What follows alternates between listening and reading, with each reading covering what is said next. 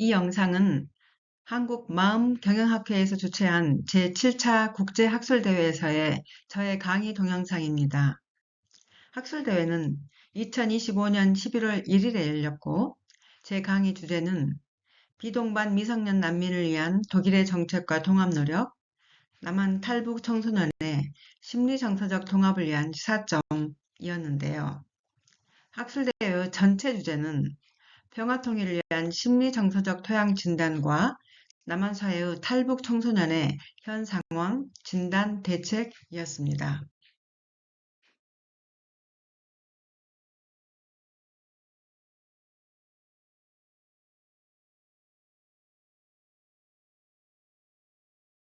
안녕하십니까.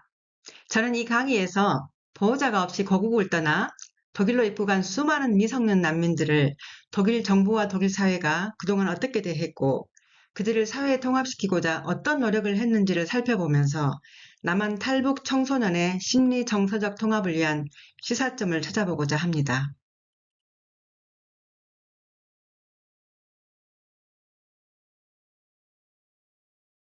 다음은 전체적인 내용의 순서입니다. 우선 독일의 이민과 난민에 대한 통계를 통해 간단히 살펴보고, 다음으로는 미동반 미성년 난민에 집중하는 독일 정부의 정책을 살펴보겠습니다. 그리고 비동반 미성년 난민의 사회 통합을 위해 독일 사회는 과연 어떤 노력을 기울이고 있는지 알아보겠습니다. 마지막으로 이민자의 전인적 사회 통합을 조명해 보면서 남한 탈북 청소년의 심리 정서적 통합을 위해 한국 사회가 적용할 수 있는 점들을 정리해 보고자 합니다.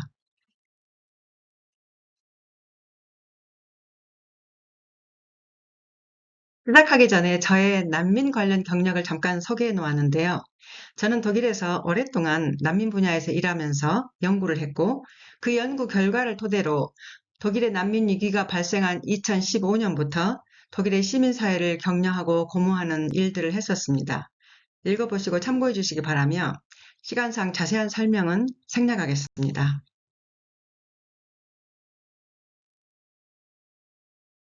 첫 번째로 통계로 보는 독일의 이민 및 난민에 대한 개요를 살펴보겠습니다. 독일에서는 이민법이 제정된 2005년부터 외국인이라는 명칭보다는 이민 배경을 지닌 사람이라는 단어가 전문 용어로 등장을 했는데요. 직접 외국에서 이주해온 경험이 있거나 부모 중 한 명이 이주 경험이 있을 경우 이민 배경을 지닌 사람이라고 불려집니다. 2024년 통계에 의하면 독일 인구의 약 30% 이상이 이민 배경을 가진 인구였습니다. 그만큼 이민자의 비중이 독일 사회에서 크다는 것을 알 수 있지요. 다음은 이민 배경을 지닌 인구에 대한 동일한 설명이니 넘어가겠습니다.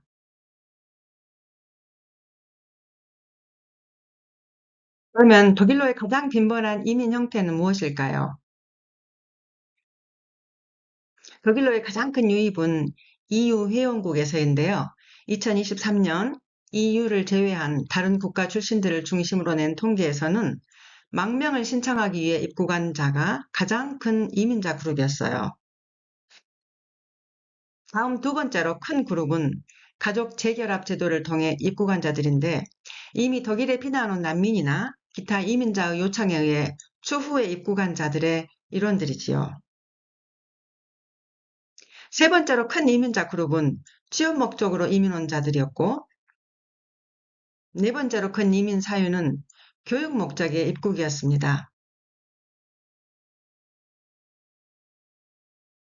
다음 도표는 1991년부터 2024년까지의 독일로 온 이민자 수를 나타내는데요.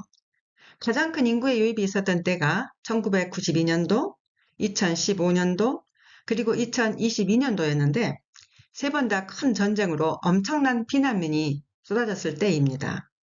1992년은 유고전쟁이, 2015년은 시리아 내전이, 그리고 2022년은 우크라이나에 대한 러시아의 전쟁이 발발했었지요. 난민이 이렇게 가장 큰 이민자 수를 차지한 독일에서는 2010년 이후부터 주목할 만한 현상이 일어났습니다. 부모가 없이 혼자 피난길에 나서 독일로 입국하는 비동반 미성년 난민이 부쩍 등장하게 된 것입니다. 그 수가 2015년 시리아 전쟁과 함께 폭발적으로 늘어났거든요. 인구 대이동을 방불케 할 만큼 구름대처럼 몰려오는 난민들 속에는 젊은 남자 청소년과 청년들이 대거 포함되어 있었는데요. 보호자가 없이 입국한 미성년 난민들은 독일 청소년법에 의해 청소년청의 보호를 받게 되었습니다. 2015년과 2016년 두 해에만 거의 10만 명가량의 비동반 미성년 난민이 쏟아져 들어와서 독일 청소년청이 마비될 지경이었습니다. 그때 베를린 주정부에는 비동반 미성년 난민부가 따로 개설이 되었었는데요. 거기에 저도 합류해서 근무를 했었습니다. 그러나 실제로 망명 신청을 한 청소년의 수는 독일 청소년청에 의해 보호 조치된 청소년 수에 비해 훨씬 더 적음을 알 수 있습니다. 난민에 대한 국가의 혜택을 대략 살펴보면요. 독일 난민들은 아줄베베버 라이스통스게제츠라고 하는 망명 신청자 혜택법에 따라서 주택, 생활비, 개인 용돈, 기본적인 의료 서비스 등 독일 사람들이 받는 시민 수당보다는 약간 낮지만 기본적인 생활을 위한 지원을 받습니다. 다음에는 난민을 위한 사회 통합 과정도 있는데요. 우선 600시간의 언어 과정과 100시간의 오리엔테이션 과정을 통해 독일 법률, 문화, 가치 등을 배웁니다. 아동 및 청소년은 학교 및 직업교육을 받고 대학에 등록하면 생활장학금인 바합표까지도 받을 수 있습니다. 체류 3개월 후부터는 노동시장에 참여할 수 있어서 2018년 이후의 난민 취업률이 거의 50%에 육박하고 있습니다.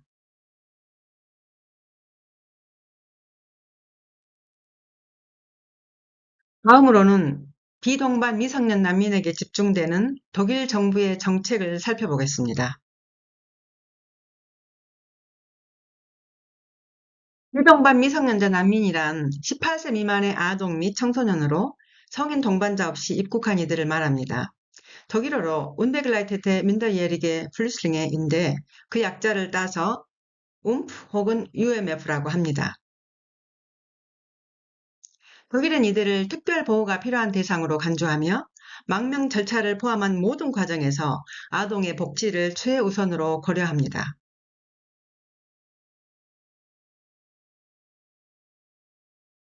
UMF는 입국 즉시 관할 청소년청에 의해 특별 입주 보호를 받습니다. 이 과정에서 클리어링하우스나 청소년 복지시설에 배치되고 혹은 친척이나 위탁가정 등 적합한 개인을 찾아 배치되기도 합니다. 초기 선별 과정에서는 건강상태 평가와 함께 연령 확인이 이루어지는데요. 단순 연령 추정부터 신체 및 방사선 검사까지 다양합니다. 또한 이후의 분배 절차가 아동의 복지에 위협이 될지도 평가하는데요. 이러한 맥락에서 독일에 살고 있는 친척과의 가족 재결합 가능성도 검토되고 또 다른 동년배 난민과 친한 사회적 유대가 있을 경우 그 청소년과 함께 수용되기도 합니다.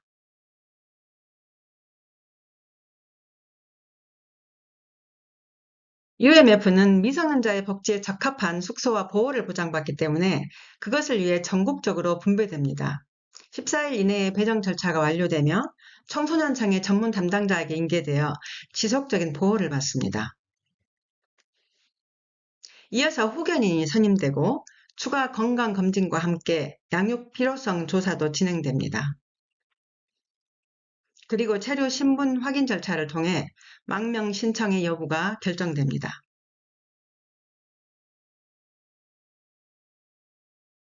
효과적인 법적인 대리를 위해 UMF에게는 독일 민법에 따라 후견인이 지정됩니다. 일반 시민이 자원봉사를 담당하는 명예 후견인인 경우 피후견인의 복지를 위해 추가적인 법정 대리인이 지정될 수도 있습니다. 후견 기간은 일반적으로 UMF가 18세가 될 때까지이며 가정법원에서 최종 결정됩니다.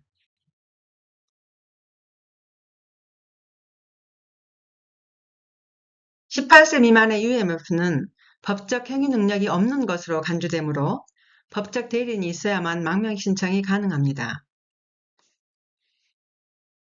유럽연합법은 UMF의 아동복지를 위해 높은 기준을 요구하기 때문에 전문 대리인이나 난민 및 이민법 지식을 갖춘 후견인을 통해 이익 대변이 보장되어야 합니다.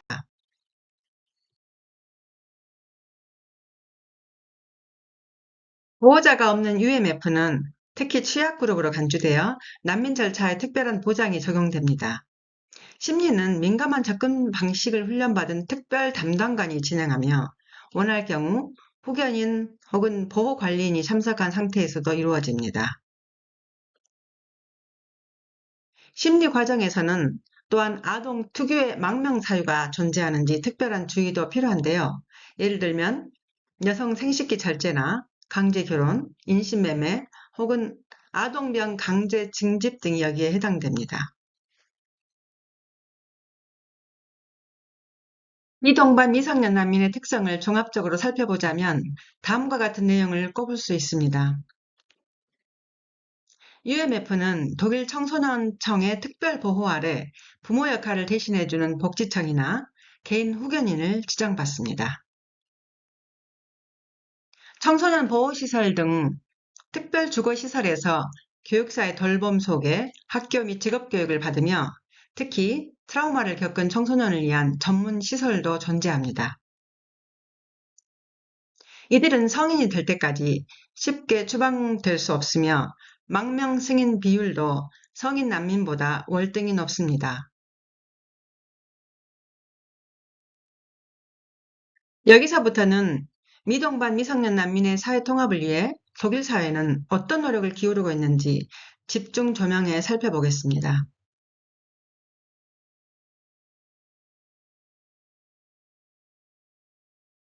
독일은 연방제 국가 특성상 각 주마다 상이한 의무 교육 및 학교 접근 규정을 가지지만 모든 UMF에게 학교 교육을 받을 권리를 보장합니다. 난민 청소년을 위한 다양한 예비반이나 과도기 수업 모델을 제공하며 수백 개의 자원봉사 프로그램 등으로 독일어 습득을 지원합니다. 다음으로는 많은 직업교육 프로그램들이 있는데요. 체류 신분에 따라 직업교육, 즉 아우스빌딩의 참여 여부가 달라질 수 있지만 최근 법 개정을 통해 아우스빌딩스둘둥, 즉 직업교육 관용이라고 하는 혁신적인 제도가 도입되었습니다. 이 제도는 3+2 규칙으로도 불리는데 예를 들어 3년짜리 직업교육을 마치면 2년간 체류 허가를 받아 독일에 합법적으로 머물며 일할 수 있는 기회를 제공합니다.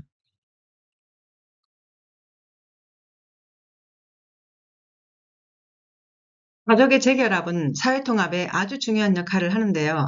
청소년 복지법 적용을 받는 UMF의 경우 독일에 거주하는 친척이 있다면 가족 재결합을 적극적으로 지원합니다. 또한 파밀리나흐족, 즉 가족 후속 입국이라는 제도를 통해 난민 청소년이 출신 국가나 제3개국에 있는 가족을 초청할 수 있습니다. 실제로 많은 가족이 그래서 미성년 자녀를 먼저 독일에 보낸 방법으로 합법적 입국을 시도하기도 합니다.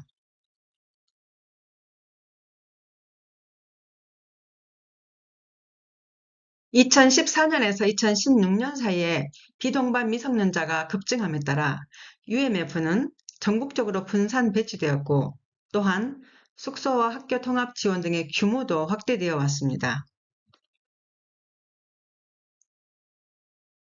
최근 UMF 신청 건수가 안정화되면서 독일은 단순한 수용을 넘어 보호의 질을 보장하는 데 중점을 두고 있습니다. 예를 들어 UMF와 일하는 전문가를 위한 질적 교육의 기회를 확대하고 트라우마를 겪은 UMF를 위한 서비스 강화 등이 반복적으로 강조됩니다.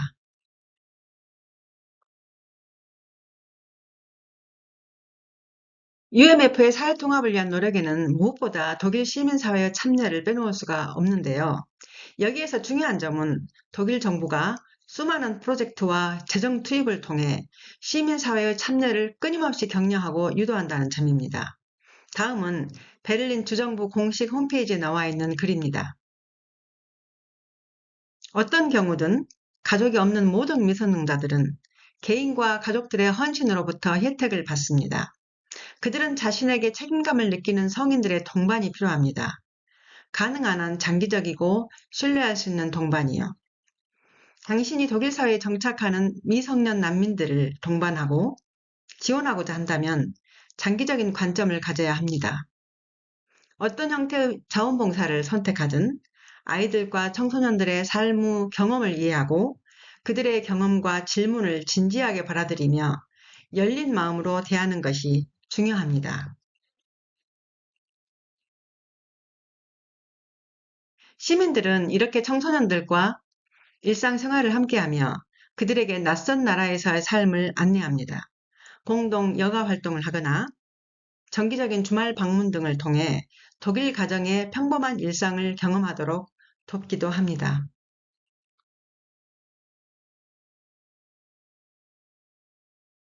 시민이 UMF를 돕기 위해 개인 자격으로 할 수 있는 일들은 정말 많지만 다음 세 가지는 정부와 민간 복지기관이 끊임없이 운영하는 시민 참여 프로그램입니다. 법적 대리인이 되어주는 자원봉사 후견인, 여가 활동이나 학교 관련 일을 지속적으로 도와주는 후원자로서의 대부 혹은 대모, UMF를 일시적 또는 장기적으로 자신의 가족의 일원으로 받아들이는 호스트 부모 혹은 위탁 부모로서의 역할입니다. 이를 좀 더 자세히 살펴보겠습니다.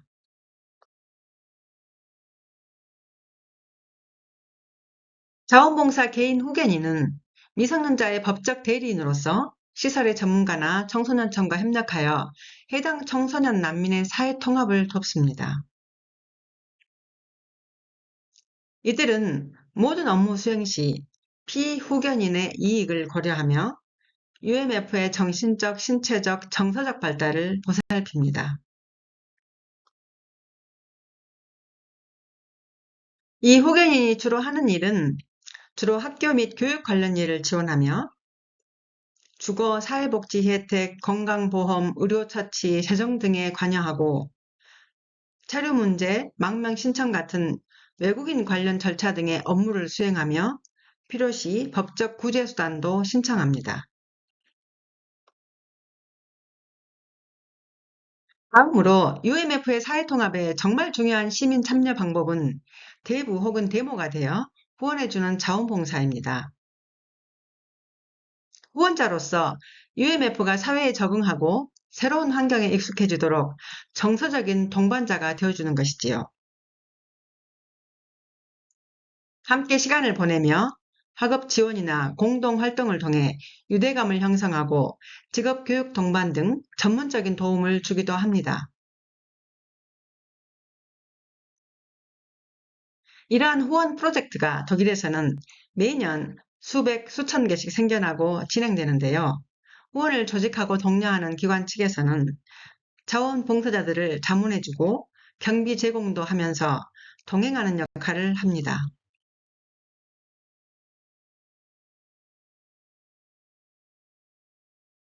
또 한 가지 중요한 시민들의 참여 방법으로는 UMF를 직접 집에 들여 호스트 부모나 위탁 부모로서 보호 양육을 하는 것인데요. 지역 청소년청의 안내를 받으며 충분한 경제적 지원도 받을 수 있습니다. 예를 들면 위탁가족 생계비로 월 924유로, 양육수당으로 월 430유로가 지원되며 그 외 아동 보조금도 따로 받게 됩니다. 독일의 많은 전문가들이 시민의 자원봉사가 멈춘다면 이 사회가 멈출 것이라고 강조할 정도로 독일의 시민 참여는 전체 사회 통합에 핵심적인 역할을 합니다.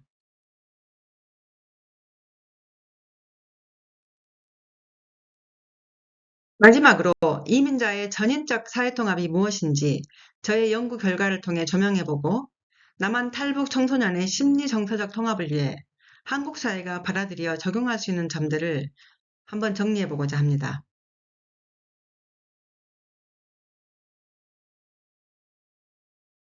이민자의 성공적인 사회통합을 위해서는 이민자에게만 의무를 부과하는 것이 아니라 사회 구성원 전체를 대상으로 하는 두 가지 접근 방식이 필요합니다.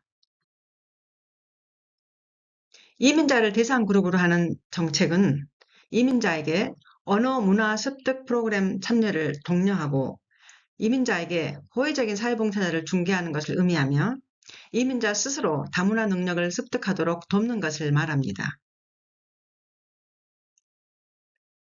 반면 다수사회를 대상 그룹으로 하는 정책은 정부와 사회가 전 사회 구성원에게 사회통합의 의무를 확장하여 다수사회가 이주민을 사회의 일부로 인식하고 참여할 권리가 있는 시민으로 인식하도록 다수사회를 교육하고 외국인 혐오나 인종주의를 예방하며 다문화 수용성을 향상시키는 교육 및 캠페인을 펼치는 것을 말합니다. 역시 이를 위해서도 다수사회로부터 신뢰받는 사회봉사자를 매개로 다수사회를 교육하는 것이 매우 효과적입니다. 왜냐하면 사회봉사자나 시민사회가 사회통합을 위한 특별한 능력이 있기 때문입니다.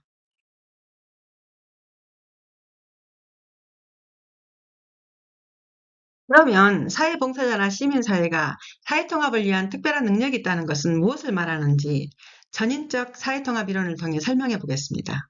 제 연구 과정에서 개발한 전인적 통합 이론에 의하면 전인적 통합은 다음 세 가지 차원의 균형으로 정의될 수 있습니다. 첫 번째 단계는 인지 능력과 언어 능력 등을 의미하는 인지 문화적인 통합과 관련되는데요. 다수사회의 지식이나 기술, 규범에 대한 이해를 습득하는 것도 이에 포함됩니다. 다음으로는 사회구조적 통합의 차원이 있습니다. 사회적 통합은 사회적 접촉과 관계, 특히 인종 간의 접촉, 우정 및 참여를 통해 달성되고, 구조적인 통합은 직업적 사회적 지위에 대한 접근이나 달성을 의미합니다. 예를 들어 노동시장에서는 직장을, 교육 시스템에서는 학교 자리나 직업교육 자리를, 주택시장에서는 주택 등을 확보하는 것입니다. 인지문화적인 차원이나 사회구조적인 통합 차원은 잘 알려진 일반적인 통합 이론에 속하는데요. 지금까지의 통합 연구와 정책적인 실행 차원도 주로 여기에 집중되어 있습니다. 저는 여기에 심리정서적 혹은 정신적 감정적인 통합 차원을 추가로 도입했는데요. 왜냐하면 이를 제외하면 한 개인의 전인적인 통합을 충분히 설명할 수 없다고 보았기 때문입니다. 심리정서적인 통합은 개인이 주관적으로 느끼는 만족감과 심리적인 균형으로, 예를 들면 자아통합이나 균형 잡힌 내적인 상태 혹은 수용사회에 대한 감정적인 친밀감을 의미합니다. 이 심리정서적인 평정이 없으면 이는 인지문화적인 혹은 사회구조적인 통합을 차단하는 결정적인 역할을 합니다. 이 점에서 심리정서적인 통합은 궁극적으로 이민자나 난민이 자기 자신과 새로운 생활 환경과 조화를 이루는 전인적인 통합의 기본 구성 요소이자 동시에 최종 단계를 나타낸다고 말할 수 있습니다. 이러한 저의 전인적인 통합 이론의 발표는 독일 전역에서 큰 반향과 지지를 얻었는데요. 심리정서적인 요소가 충족되지 않은 상태, 즉 개인으로서 인정받는 경험을 하지 못한 상태에서는 완전하고 전인적인 통합이 불가능하다는 저의 이 주장은 많은 경험적인 연구들에 의해 입증되고 있습니다.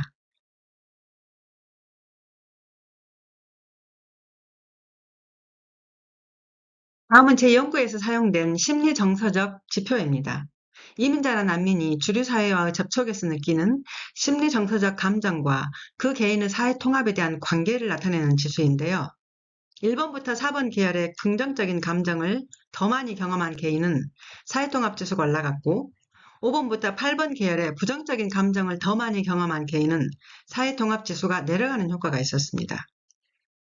난민과 자원봉사자 간의 긍정적인 접촉은 수용이나 인정, 존중, 환영, 안정감 같은 긍정적인 심리정서적 감정을 증진시켜서 사회통합 지수를 높이는 효과가 있었습니다.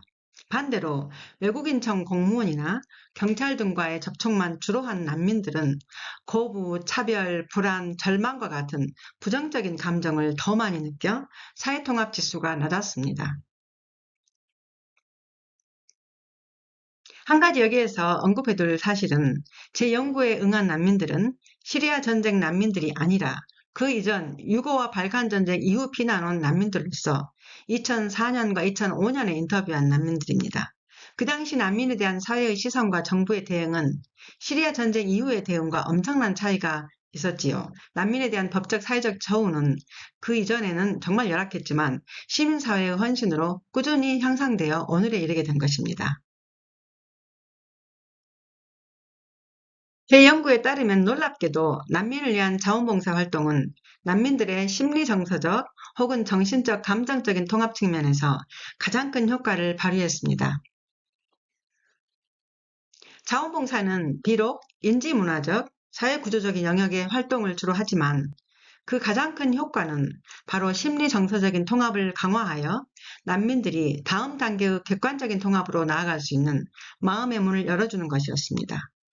따라서 자원봉사는 인지문화적, 사회구조적인 통합을 위한 결정적인 그리고 심리정서적으로 준비하는 첫걸음을 내딛는 역할을 한다는 사실을 알게 되었습니다. 이러한 의미에서 저는 자원봉사를 통합을 위하여 포기할 수 없는 요소로 이해한 것입니다.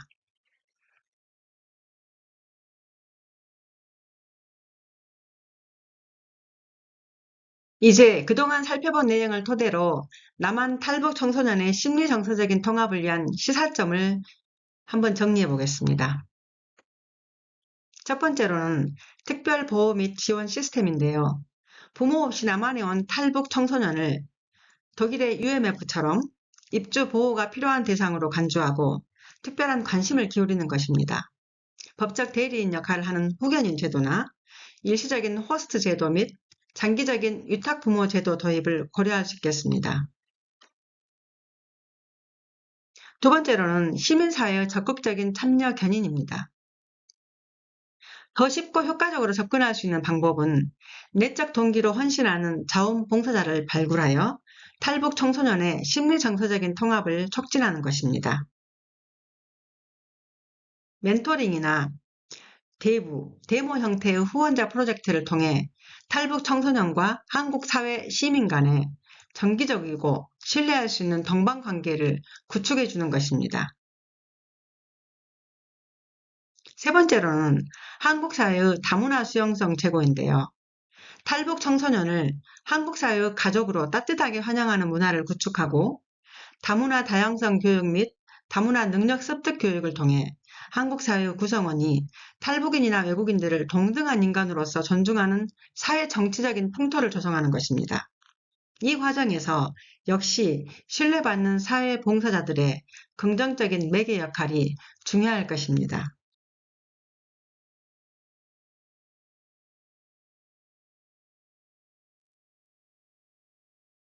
주요 참고 문헌입니다. 그럼 그동안 제 강의를 들어주신 여러분께 감사드리며 여기에서 제 강의를 마치겠습니다.